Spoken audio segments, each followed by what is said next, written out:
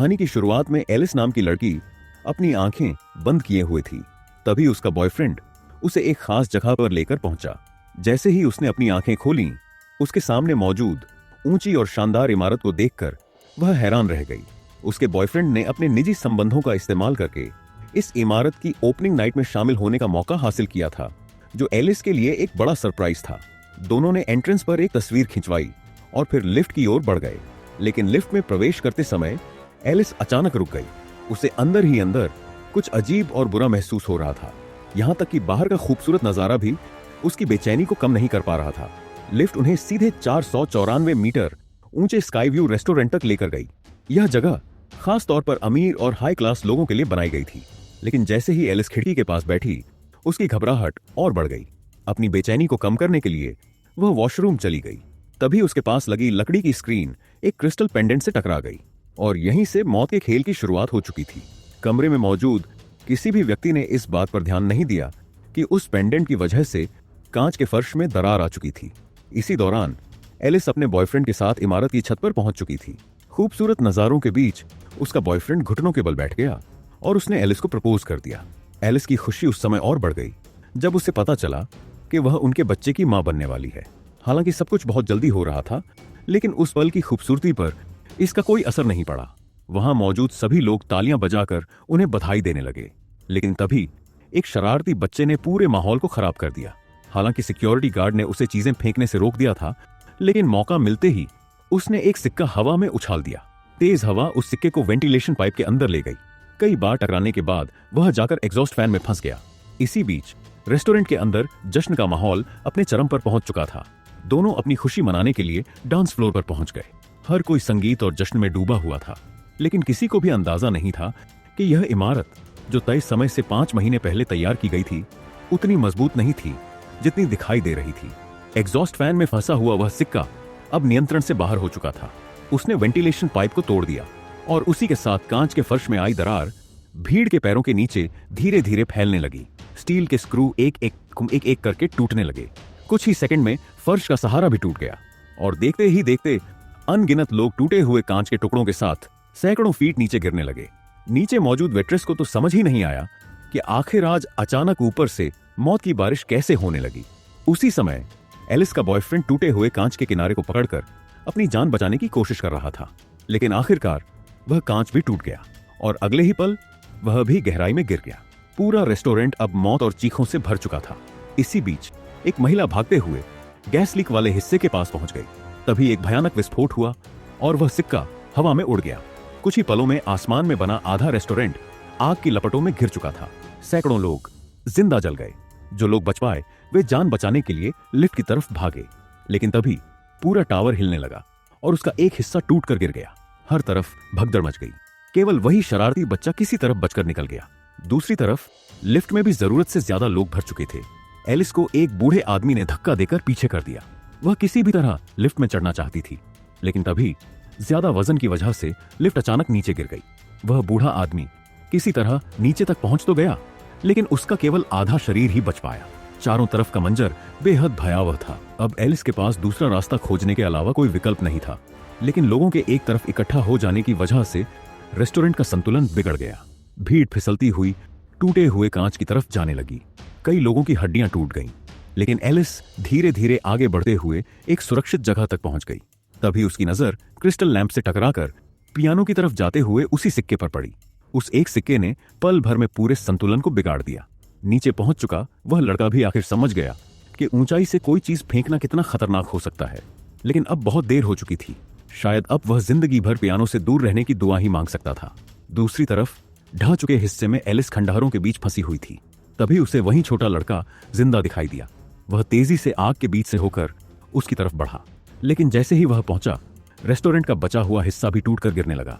उसी दौरान एलिस के बॉयफ्रेंड की अंगूठी ने किसी तरह दोनों की जान बचा ली, लेकिन भारी दबाव की वजह से उसका हाथ बुरी तरह कुचल गया। अगले ही पल दोनों ने गुरुत्वाकर्षण का सबसे भयानक सच अपनी आंखों से देखा और आखिर में उनकी तरफ तेजी से आती हुई एक स्टील की रॉड ही उनका इंतजार कर रही थी। स्टेफनी अचानक एक डरावने सपने से जाग गई। पिछले कुछ समय से यही सपना उसका पीछा कर रहा था, लेकिन उसे यकीन था कि यह सपना कभी सच नहीं हो सकता, क्योंकि इस सपने की मुख्य किरदार कोई और नहीं बल्कि उसकी अपनी दादी एलिस थी। इस रहस्य को समझने के लिए स्टेफनी घर लौट आई, जहां उसकी मुलाकात अपने छोटे भाई चार्ली से हुई। इसके बाद दोनों अपने चाचा के घर पहुंचे। उसके चाचा अपनी भतीजी से बहुत प्यार करते थे, लेकिन जैसे ही उनकी मां का जिक्र हुआ, उनका चेहरा बदल गया। उन्होंने बताया कि बचपन से ही वह और उनकी बहन अपनी मां की वजह से परेशान रहे थे। किसी अनहोनी से बचाने के लिए उनकी मां उन्हें हमेशा घर में बंद करके रखती थी। हालात इतने खराब हो गए थे कि सरकार को बीच में आना पड़ा और दोनों बच्चों को फोस्टर होम भेज दिया गया। लेकिन इसके बाद भी उनकी मां ने उनका पीछा नहीं छोड़ा। उनके बच्चे होने के बाद वह लगातार तरह तरह की दुर्घटनाओं की खबरें भेजती रहती थी। आखिरकार इस डर से बचने के लिए पूरे परिवार को गुप्त रूप से अपनी जगह बदलनी पड़ी। स्टेफनी के चाचा ने उसकी दादी का पता बताने से साफ इनकार कर दिया। मजबूर होकर स्टेफनी ने अपनी चाची से मदद मांगी। उनकी मदद से उसे अपनी दादी की एक पुरानी तस्वीर मिली, जिसके साथ एक पता भी लिखा हुआ था। उस पते का पीछा करते हुए स्टेफनी दूर जंगलों के बीच पहुंच गई। आखिरकार उसे पहाड़ की चोटी पर बना एक रहस्यमयी और सुरक्षित ठिकाना दिखाई दिया। वहां लगे कैमरों से उसकी पहचान की पुष्टि होने के बाद ही अंदर मौजूद बुजुर्ग महिला ने दरवाजा खोला। लेकिन अंदर जाने से पहले स्टेफनी को अपनी सारी चीजें बाहर छोड़नी पड़ी। कई सुरक्षा इंतजामों से गुजरने के बाद वह आखिरकार अपनी दादी एलिस के सामने पहुंच गई। लेकिन उसके सामने बैठी बुजुर्ग महिला और उसके सपनों वाली एलिस दोनों बिल्कुल अलग लग रही थी। फिर भी बूढ़ी एलिस ने एक नजर में ही स्टेफनी में अपनी बेटी की झलक पहचान ली। उन्होंने बताया कि जब स्टेफनी की मां केवल 10 साल की थी, तभी वह उन्हें छोड़कर चली गई थी और अब स्टेफनी उसी भयानक सपने की वजह से उनके पास आई थी। एलिस उसकी बात समझ गई, क्योंकि कई साल पहले उस ऊंची इमारत की छत पर उसने भी ठीक ऐसा ही डरावना दृश्य देखा था। उसी डर के कारण उसने तुरंत वह सिक्का उठा लिया था। इसके बाद वह भागते हुए डांस फ्लोर पर पहुंची और सभी लोगों से तुरंत वहां से निकलने की अपील करने लगी। उसके डर का असर लोगों पर हुआ और धीरे धीरे सभी वहां से बाहर निकल गए। उसी रात के बाद उस रेस्टोरेंट को भी हमेशा के लिए बंद कर दिया गया। हालांकि एलिस ने उस दिन बड़ी दुर्घटना को रोक दिया था, लेकिन मौत का खेल वहीं खत्म नहीं हुआ। उस रात वहां मौजूद हर व्यक्ति आने वाले वर्षों में एक एक करके मरता चला गया। पूरी जिंदगी एलिस मौत को मात देने की कोशिश करती रही, लेकिन अब उसे महसूस हो चुका था कि मौत आखिरकार उसके पास पहुंच चुकी है। कैंसर से जूझ रही एलिस जानती थी कि उसके पास ज्यादा समय नहीं बचा है। वह मौत को अपनी मर्जी से जीतने नहीं देना चाहती थी, इसलिए उसने अपनी सारी जांच और जानकारी स्टेफनी को सौंपने का फैसला किया। लेकिन उसकी बातें सुनकर स्टेफनी बुरी तरह डर गई। उसे अब समझ में आ गया था कि उसके चाचा अपनी मां के बारे में बात क्यों नहीं करना चाहते थे। वह तुरंत वहां से भागने लगी। यहां तक कि जब एलिस ने उसे वह किताब साथ ले जाने के लिए कहा, तब भी वह नहीं रुकी। एलिस उसे रोकना चाहती थी, लेकिन दरवाजे पर पहुंचकर रुक गई। पिछले 20 सालों से वह इसी सुरक्षित ठिकाने में छिपकर रह रही थी और अब उसे महसूस हो चुका था कि मौत एक बार फिर उसके दरवाजे तक पहुंच चुकी है। लेकिन आखिरकार एलिस ने फैसला कर लिया कि अब समय आ गया है कि वह यह सुरक्षित ठिकाना छोड़ दे और अपनी सारी जानकारी अपनी पोती को सौंप दे, क्योंकि यही एकमात्र तरीका था जिससे वह अपने परिवार की अगली पीढ़ी को बचा सकती थी। तभी अचानक तेज हवा चलने लगी।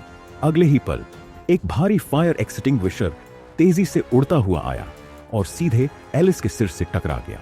एलिस की मौत के बाद पूरा परिवार उसके अंतिम संस्कार में शामिल हुआ। यहां तक कि कई सालों से दूर रह रही उसकी बेटी भी वहां पहुंची थी। अंतिम संस्कार खत्म होने के बाद पूरे परिवार ने बगीचे में एक छोटी सी श्रद्धांजलि सभा रखी, लेकिन किसी को अंदाजा नहीं था कि मौत की परछाई अब भी उन सभी के आसपास मौजूद थी। टूटे हुए कांच के छोटे छोटे टुकड़े बर्फ में छिप चुके थे और वहीं आगे चलकर सबसे बड़ा खतरा बनने वाले थे। इसी दौरान जूलिया ने कुछ पीते ही जोर जोर से खांसना शुरू कर दिया। हालांकि राहत की बात यह थी कि उसने केवल एक कीड़ा निगल लिया था। दूसरी तरफ स्टेफनी घर पर बैठकर अपनी दादी द्वारा छोड़ी गई जानकारी को ध्यान से देख रही थी। उस जानकारी में पहले हुई घटनाओं और अजीब मौतों का पूरा रिकॉर्ड था। कार एक्सीडेंट, लकड़ी से जुड़ी दुर्घटनाएं, ओवन, हवाई जहाज और कई अन्य हादसे। तभी दूसरी तरफ जब उसका कजन ब्रदर एरिक ओवन जला रहा था, तो अचानक परिवार की तस्वीर बिना किसी वजह के नीचे गिर गई। यह देखकर स्टेफनी की बेचैनी और बढ़ गई। वह तुरंत अपने चाचा के घर की तरफ निकल पड़ी। इसी बीच उसके चाचा अपनी बहन को बर्फ दे रहे थे। तभी उनके बच्चों ने उन्हें साथ में खेलने के लिए बुला लिया। उसी समय ट्रैम्पोलिन बेड का कपड़ा फट गया और उसके नीचे छिपी हुई एक नुकीली कील दिखाई देने लगी। खुशनसीब बात यह रही कि उनकी मां समय रहते आ गईं। उन्होंने तुरंत वह कील निकाल दी और एक बड़ा हादसा होने से बच गया। लेकिन किसे पता था कि असली खतरा अभी बाकी था। अचानक उसकी चाची से गलती से शराब की बोतल टकरा गई। उसी के साथ पानी का पाइप फट गया और एरिक ट्रैम्पोलिन से नीचे गिर पड़ा। बॉबी के गिरने से जूलिया घबरा गई। उसने गलती से मुर्गियों का पिंजरा गिरा दिया और पानी की बोतल भी टकराकर नीचे गिर गई। कुछ पल के लिए ऐसा लगा कि शायद यह केवल एक मामूली हादसा था, लेकिन तभी उसके चाचा का पैर टूटे हुए कांच पर पड़ गया और वह पीछे की तरफ गिर गए। उसी समय फूला हुआ पानी का पाइप अचानक फट पड़ा। उसी झटके से नुकीली कील फिर से अपनी जगह पर आ गई और उसी पल खरपतवार मारने वाली मशीन चालू हो गई। कुछ ही सेकंड में उसके चाचा के बाल बुरी तरह उखड़ गए, लेकिन दुर्भाग्य से हादसा यही नहीं रुका। उनका चेहरा भी बुरी तरह क्षतिग्रस्त हो गया। वही पैटर्न, वही जगह और एक बार फिर मौत का वही खेल। अंतिम संस्कार में शामिल होने वाला वही परिवार अब फिर से मौत के निशाने पर था। अब कहानी का केंद्र उसकी दादी से बदलकर उसके चाचा बन चुके थे। स्टेफनी अपनी दादी की छोड़ी हुई जानकारी को पढ़ने लगी। अब उसे अपनी दादी की बातों पर शक नहीं रहा था। उसने अपनी सारी जानकारी परिवार के सामने रखी। उसने बताया कि उस पुरानी घटना के बाद वहां मौजूद हर व्यक्ति किसी न किसी दुर्घटना में मारा गया था। उसकी दादी सिर्फ इसलिए इतने समय तक जिंदा रह पाई थी क्योंकि वह मौत की सूची में सबसे आखिर में थी। लेकिन यह सिलसिला अभी खत्म नहीं हुआ था, क्योंकि जब कोई ऐसा व्यक्ति जिसे मर जाना चाहिए था अपना परिवार बना लेता है तो उसकी आने वाली पीढ़ियां भी मौत की सूची में शामिल हो जाती हैं। उसके मुताबिक सबसे पहले उसके चाचा की मौत होनी थी। उसके बाद एरिक, जूलिया और बॉबी की बारी थी। फिर उसकी मां स्टेफनी और चार्ली का नंबर आने वाला था। हालांकि चाची और पिता इस सूची में शामिल नहीं थे, लेकिन परिवार के बाकी लोग अब भी इसे केवल एक बुरा सपना मान रहे थे। बहस और झगड़े के बाद बातचीत वहीं खत्म हो गई, लेकिन मौत कभी किसी के विश्वास या अविश्वास का इंतजार नहीं करती। उस रात एरिक अपने पिता को याद करते हुए पूरी रात टैटू शॉप में जागता रहा। तभी अचानक कंपन की वजह से दीवार पर लगी खोपड़ी नीचे गिर गई। वह सीधे उसकी नाक से टकराई और पास रखी सुई की बोतल से जा लगी। घबरा कर एरिक पीछे हटा और सफाई करने वाले केमिकल से टकरा गया। तभी अचानक छत पर लगा पंखे का हुक टूट गया और जाकर उसकी नाक की रिंग में फंस गया। जैसे जैसे पंखा घूमने लगा वैसे वैसे लोहे की चेन उसकी तरफ और कसती चली गई। दर्द से तड़पता हुआ एरिक खुद को छुड़ाने की कोशिश करता रहा। वह फर्श से उठकर कुर्सी तक पहुंच गया, लेकिन दर्द और घबराहट में उसने लाइट से टक्कर मार दी, जिससे आग लग गई। आखिरकार वह मेज तक पहुंचा और कुर्सी पर चढ़कर किसी तरह उस लोहे की चेन से खुद को आजाद कर लिया। तब तक उसका चेहरा खून से भर चुका था, लेकिन अगले ही पल वह कांच की मेज पर गिर पड़ा। आग ने सफाई वाले केमिकल को पकड़ लिया और देखते ही देखते पूरी टैटू शॉप एक भयानक विस्फोट में बदल गई। स्टेफनी ने अपने चचेरे भाई से संपर्क करने की कोशिश की, लेकिन जब उससे संपर्क नहीं हो पाया तो वह अपने भाई के साथ उसे ढूंढने निकल पड़ी। हालांकि उसे बिल्कुल भी अंदाजा नहीं था कि कुछ ही देर बाद उसकी मुलाकात एरिक से होने वाली है। एरिक ने उस कचरा ट्रक पर ज्यादा ध्यान नहीं दिया। उस समय तो कोई हादसा नहीं हुआ, लेकिन जूलिया की किस्मत इतनी अच्छी नहीं थी। एक झाड़ू घूमती हुई पवन चक्की से टकराई। उसी दौरान एक बच्चे के गुब्बारे के साथ खेलते समय फुटबॉल उछली और सीधे जूलिया को लग गई। वह संतुलन खो बैठी और कचरे के डिब्बे में जा गिरी। कुछ ही सेकंड में वह कचरा ट्रक के मैकेनिज्म में फंस गई। स्टेफनी और बाकी लोग उसे बचाने के लिए ट्रक के पीछे दौड़ पड़े, लेकिन ड्राइवर तक उनकी आवाज नहीं पहुंची। जूलिया को बचाने के लिए स्टेफनी कचरा ट्रक के ऊपर चढ़ गई। तभी एरिक के भाई ने ट्रक को अचानक रुकवा दिया, लेकिन अचानक ब्रेक लगने की वजह से जूलिया एक बार फिर ट्रक से नीचे जा गिरी। लोहे की चेन के दबाव से उसका चेहरा मशीन के अंदर दब गया और उसी दौरान उसकी दर्दनाक मौत हो गई। इन सभी घटनाओं के बाद आखिरकार पूरे परिवार को स्टेफनी की बातों पर विश्वास होने लगा और तभी उन्हें एहसास हुआ कि स्टेफनी ने मौत के क्रम में कोई गलती नहीं की थी, क्योंकि एरिक उसके चाचा का असली बेटा नहीं था। यह सच इतने सालों तक परिवार से छिपाकर रखा गया था, लेकिन अब सबसे बड़ी चिंता बॉबी को बचाने की थी। स्टेफनी के पिता अब भी इन बातों पर विश्वास नहीं कर रहे थे और उन्होंने खुद को इससे अलग रखने का फैसला किया, लेकिन उसकी मां और भाई दोनों उसकी मदद करने के लिए तैयार थे। दादी की छोड़ी हुई जानकारी में एक ऐसे व्यक्ति का जिक्र था जिसने मौत के इस चक्र से बचने का तरीका खोजने की कोशिश की थी। उसका नाम जेबी था। तभी स्टेफनी की मां को अस्पताल में काम करने वाले शव परीक्षण अधिकारी की याद आई। बिना समय गंवाए वे सभी तुरंत अस्पताल के लिए निकल पड़े। इसी दौरान एरिक भी उनके साथ आ गया और इस तरह 5 लोग अस्पताल पहुंच गए। वे सीधे शव परीक्षण कक्ष में पहुंचे, जहां उनकी मुलाकात एक बार फिर जॉन से हुई। अब कैंसर की वजह से वह पहले से काफी कमजोर और दुबला हो चुका था, लेकिन इसके बावजूद उसने एलिस के परिवार को तुरंत पहचान लिया। तभी उन्हें पता चला कि जॉन वही छोटा लड़का था जिसकी जान कई साल पहले एलिस ने बचाई थी। शायद यही वजह थी कि वह मौत के इस खेल को इतनी अच्छी तरह समझता था। जॉन ने बताया कि मौत के चक्र से बचने के केवल 2 तरीके हैं। पहला, अगर कोई व्यक्ति किसी दूसरे की बची हुई जिंदगी अपने लिए ले ले, और दूसरा, अगर कोई वास्तव में मरकर फिर वापस जिंदगी में लौट आए। उसने उदाहरण देते हुए किम्बर्ली का जिक्र किया, जो मौत के मुंह से वापस लौट आई थी। हालांकि कुछ लोग उसके मरने की खबर के बारे में जानते हैं, लेकिन वह एक अलग टाइमलाइन की घटना थी। इस कहानी में किम्बर्ली वास्तव में मौत से बच निकलने में सफल रही थी। अब जॉन जानता था कि उसकी अपनी मौत का समय भी करीब आ चुका है, इसलिए उसने बाकी सभी लोगों को सलाह दी कि वे अपने बचे हुए समय को जीने की कोशिश करें, क्योंकि उसके मुताबिक एक बार जब मौत किसी को चुन लेती है तो उससे बचने का कोई आसान रास्ता नहीं होता। लेकिन स्टेफनी हार मानने को तैयार नहीं थी। वह और जानकारी तलाशना चाहती थी। तभी उसे एहसास हुआ कि एरिक और उसका भाई अचानक गायब हो चुके हैं। उसे लगा कि वे अभी भी अस्पताल में ही होंगे। आखिरकार मौत को धोखा देने के कई तरीके हो सकते हैं, जैसे कि बॉबी की मूंगफली से होने वाली एलर्जी। लेकिन वेंडिंग मशीन में फंसा हुआ पीनट बटर केक बाहर नहीं आ रहा था। एरिक ने उसे निकालने की बहुत कोशिश की, लेकिन जब कुछ नहीं हुआ तो उसने गुस्से में पूरी मशीन को जोर जोर से हिलाना शुरू कर दिया। कुछ देर बाद मशीन का स्प्रिंग टूट गया और केक बाहर आ गया। एरिक ने जल्दी से पास पड़ी एक नुकीली चीज को हटाया और अपने भाई के पास पहुंच गया। उसी दौरान अस्पताल के दूसरे हिस्से में एक छोटी सी गलती हो चुकी थी। किसी को भी अंदाजा नहीं था कि वही गलती कुछ ही पलों में एक और भयानक हादसे की शुरुआत करने वाली है। वापस आते ही एरिक ने तुरंत बॉबी को एक इंजेक्शन दिया। उसने अपनी आंखों से अपने भाई को पीनट बटर केक खाते हुए देखा। केक का स्वाद तो अच्छा था, लेकिन कुछ ही देर में बॉबी को सांस लेने में परेशानी होने लगी।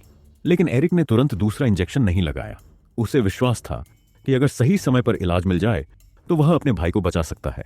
शायद उसे अब भी उम्मीद थी कि प्यार और हिम्मत मौत को हरा सकते हैं। लेकिन उसी समय एरिक के लिए मौत का खेल शुरू हो चुका था। सबसे पहले उसका मोबाइल फोन मशीन के अंदर खिंच गया। इसके बाद उसके शरीर में मौजूद धातु की चीजें, अंगूठियां और कीलें उसकी त्वचा को चीरते हुए बाहर निकलने लगी। अगले ही पल एक व्हीलचेयर भी उससे टकरा गई। मशीन का खिंचाव इतना ज्यादा था कि उसका पूरा शरीर अंदर की तरफ दबने लगा। तभी एक मुड़ी हुई स्टील पाइप उसके शरीर को चीरते हुए आर पार निकल गई। उसी दौरान दूसरी ओर बॉबी सांस लेने के लिए संघर्ष करते हुए अपने भाई तक पहुंचने की कोशिश कर रहा था। आखिरकार उसे इंजेक्शन मिल गया, लेकिन तभी स्थिति देखने के लिए एक नर्स ने दरवाजा खोल दिया। बॉबी तो मशीन के खिंचाव से बच गया, लेकिन वह अपने भाई के प्यार से नहीं बच पाया। शायद यही प्यार का सबसे दर्दनाक रूप था। अपने भाई की दर्दनाक मौत को अपनी आंखों से देखने के बाद स्टेफनी और उसकी मां दोनों समझ चुके थे कि अब मौत का अगला निशाना वही है। अब उन्हें दुनिया की कोई भी जगह सुरक्षित नहीं लग रही थी। तभी स्टेफनी को अपनी दादी का सुरक्षित ठिकाना याद आया। हालांकि उसका भाई खुद को वहां बंद करके रहने के बारे में सोच भी नहीं सकता था, लेकिन उनकी मां तैयार थी। कई साल पहले उसने अपने परिवार को बचाने के लिए उनसे दूरी बना ली थी, और अब एक बार फिर वह अपने बच्चों की सुरक्षा के लिए खुद को कुर्बान करने के लिए तैयार थी। वे सभी सुरक्षित ठिकाने की ओर निकल पड़े। वहां पहुंचते ही उनकी मां ने बिना देर किए अपनी गाड़ी से दरवाजा तोड़ दिया, लेकिन इसी दौरान एक टूटी हुई टॉर्च की वजह से उसकी सीट बेल्ट टूट गई। अपनी बेटी की जान बचाने के लिए उनकी मां तेजी से सुरक्षित ठिकाने की तरफ बढ़ी, लेकिन टूटे हुए बिजली के तारों से निकली चिंगारी हवा में उड़ती हुई सीधे उस फूलदान तक पहुंच गई जिसे उसकी दादी कभी हटा नहीं पाई थी। अगले ही पल गैस पाइप में रिसाव हुआ और पूरा घर एक भयानक विस्फोट के साथ उड़ गया। विस्फोट की ताकत से बस पलट गई और स्टीफन पास के तालाब में जा गिरा। दूसरी तरफ उसका भाई गहरे गड्ढे में फंस गया और बाहर नहीं निकल सका। तभी बिजली का एक खंभा टूटकर नीचे गिरने लगा। आखिरी समय पर उनकी मां ने अपनी पूरी ताकत लगाकर अपने बेटे को बचा लिया। शायद यही एक मां की आखिरी ताकत थी, लेकिन यह ताकत भी मौत के सामने बहुत छोटी साबित हुई। चार्ली अपनी बहन को बचाने के लिए दर्द और डर की परवाह किए बिना दौड़ पड़ा। यहां तक कि जब उसके हाथ में एक नुकीली चीज घुस गई तब भी वह नहीं रुका। दूसरी तरफ स्टेफनी की सांसें थम चुकी थीं, लेकिन अपने भाई की कोशिशों की वजह से वह दोबारा होश में आ गया। इसके बाद फ्रे को गले लगाकर हंसने लगे। उन्हें लगा कि आखिरकार उन्होंने मौत को हरा दिया है। आखिरकार तूफान थम गया और परिवार की जिंदगी एक बार फिर सामान्य होती हुई नजर आने लगी। आज उसके भाई के प्रपोज करने का दिन था, लेकिन तभी उसकी गर्लफ्रेंड के पिता ने एक ऐसा सच बताया जिसने सब कुछ बदल दिया। उसी समय एक बुजुर्ग महिला के हाथ से सिक्का गिर गया और लुढ़कता हुआ रेलवे ट्रैक तक पहुंच गया। तभी अचानक एक ट्रेन पटरी से उतर गई और सीधे उन दोनों की तरफ बढ़ने लगी। कुछ ही पलों में वह ट्रेन घर के खंडहरों से टकराकर रुक गई, लेकिन खतरा अभी खत्म नहीं हुआ था। पीछे से आ रही दूसरी ट्रेन हवा में उछल गई और उसके साथ उड़ते हुए भारी लकड़ी के लट्ठे सीधे उन दोनों की तरफ आ गए। अगले ही पल दोनों के शरीर बुरी तरह कुचल गए और इसी के साथ इस परिवार की कहानी भी हमेशा के लिए खत्म हो गई। तो दोस्तों, यही थी फाइनल डेस्टिनेशन, ब्लड लाइंस की खौफनाक और रोंगटे खड़े कर देने वाली कहानी। इस फिल्म ने एक बार फिर साबित कर दिया कि मौत से भागना लगभग नामुमकिन है, क्योंकि जब मौत अपना निशाना तय कर लेती है तो वह किसी न किसी तरीके से अपना काम पूरा करके ही रहती है। अगर आपको यह कहानी पसंद आई हो तो वीडियो को लाइक करें, चैनल को सब्सक्राइब करें और कमेंट करके बताइए कि इस फिल्म का सबसे डरावना और शॉकिंग सीन आपको कौन सा लगा। मिलते हैं अगली एक और खौफनाक और रहस्यमयी कहानी के साथ। तब तक के लिए अपना ख्याल रखें।